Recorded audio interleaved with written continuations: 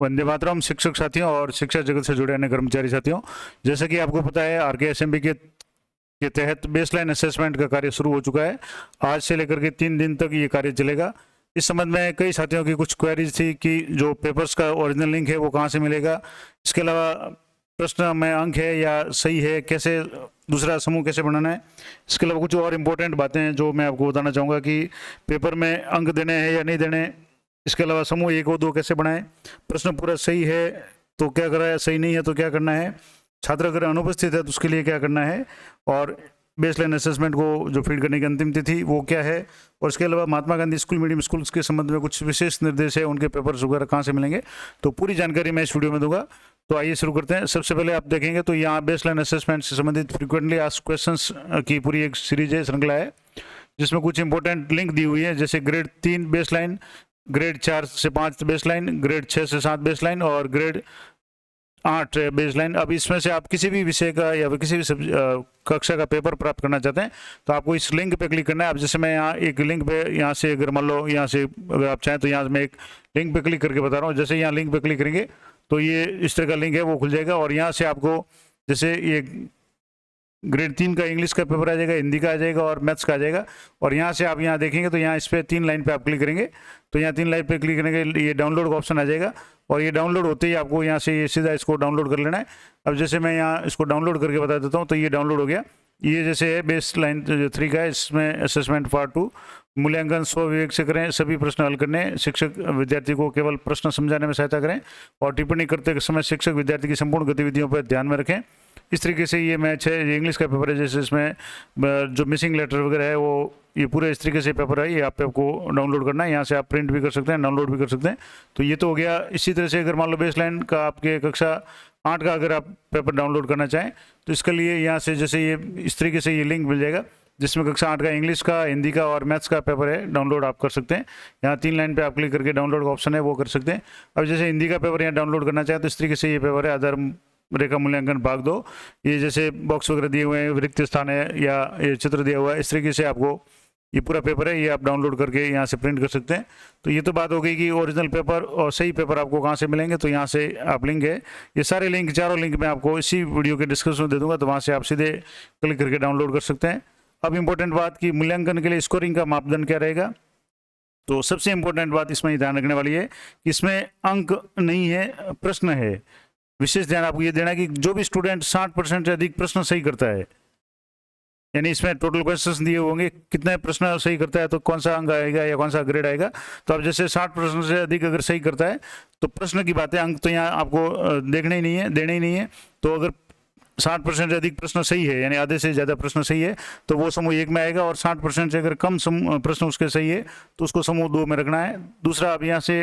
जैसे ये ग्रेड दिया हुआ है कक्षा 3, 4, 5, 6, 7, 8 जो भी है, अब इनमें सब्जेक्ट जो दिए हुए हैं इंग्लिश से, मैथ्स से, हिंदी है। अब इसमें टोटल नंबर ऑफ क्वेश्चंस कितने होंगे, तो यहाँ से जैसे आप देखेंगे तो मैं थोड़ा सा इसको और जूम कर देता हूँ, तो यहाँ से जैसे तीसरी इंग्लिश में 15 प्रश्न है, इसका मतलब इसमें 60% हो गए 9 से ज़्यादा, यानी मोर देन 9 क्वेश्चन अगर है, 9 या 9 से ज़्यादा है तो आप उसको, नहीं 9 से ज़्यादा है तो आपको 60% में यानी ग्रुप 1 में लेना है, और 9 या 9 से कम है तो वो 60% से कम वाले में आएगा, यानी ग्रुप 2 में आएगा। इसी तरीके से ये कक्षा वाइज सारा डिटेल्स दिए हुए,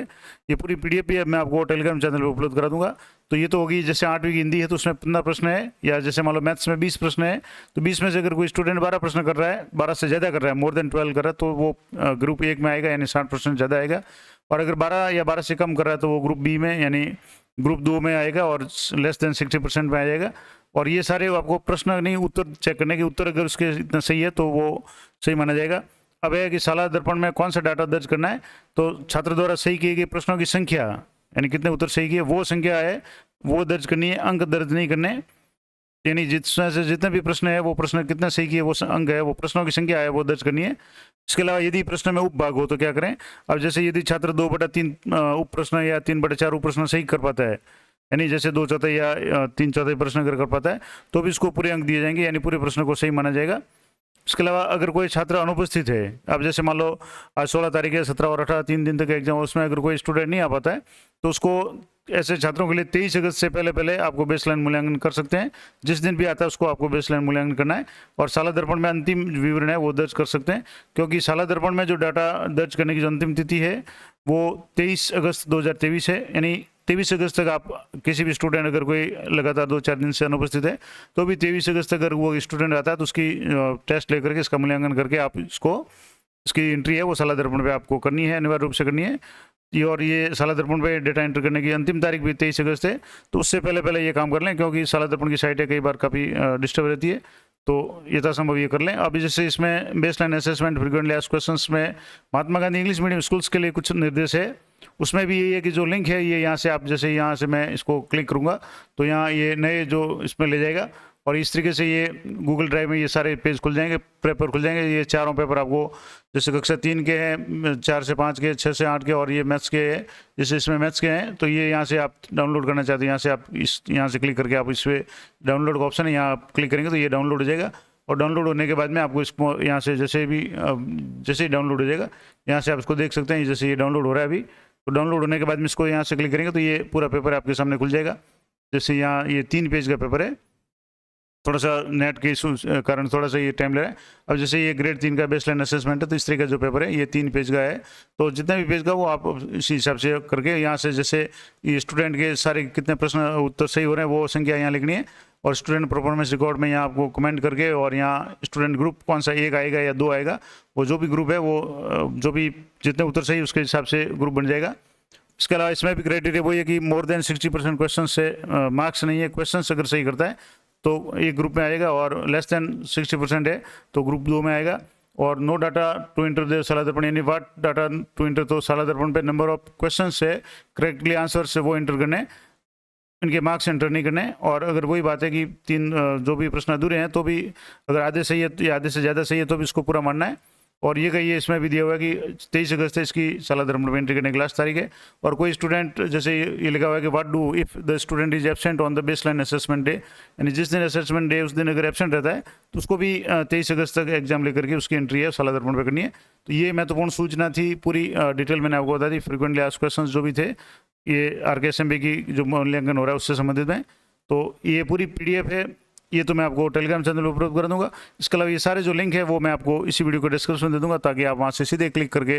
पेपर से वो डाउनलोड कर सकते हैं। तो इस तरह की अपडेटेड जानकारी के लिए चैनल पर बने रहें। मिलते हैं नेक्स्ट वीडियो में, तब तक जय हिंद, जय भारत।